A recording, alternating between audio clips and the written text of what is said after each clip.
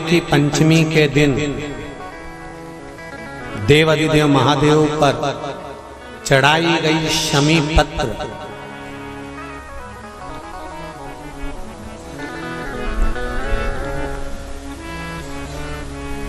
शंकर भगवान पर चढ़ाई गई शमी पत्र आस्तिक मुनि का नाम लेकर, कौन से मुनि?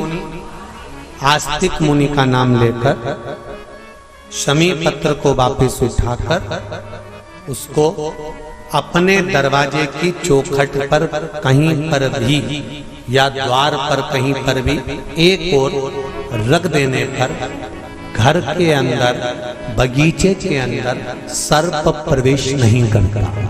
ध्यान रखिए, सर्प प्रवेश नहीं करेगा।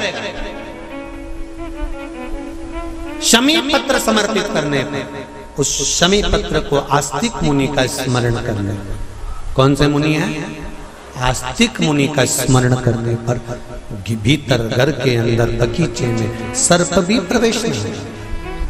उस शमी पत्र में जया, विषहरा, शामली वारी, दौतली और देव, ये पांचों कन्याओं का भाव प्रकट हो जाता है और वो कन्याएं हमारे घर के द्वार की रक्षा करती हैं। तुम्हारे घर की बहन बेटी क्या करती है? तुम्हारे घर की बहन बेटियां क्या करती हैं? घर में बहन बेटी आती हैं तो बद्दुआ देकर नहीं जाती।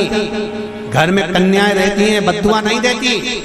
घर की बेटियां जब दरवाजा छोड़कर शादी कर वाले दिन, विदाई के दिन अगर जाती भी हैं तो बेटियां हाथ में धान भरकर फेंक कर जाती हैं कि मेरा मायका खूब फले फूले आगे बढ़े। छापे लगाकर चली जाती हैं कि हमने हमारी जीवन की सारी दौलत, जीवन का सारा सुख अपने मायके में दे दिया है। वो बेटियां तो जया,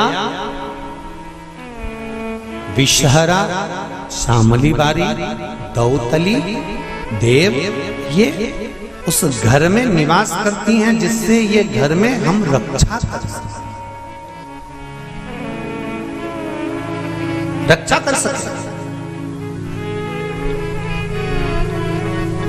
श्रावण शिव महापुराण की कथा में, कल की कथा में एक वर्णन आएगा, उसको ध्यान से सुनिए।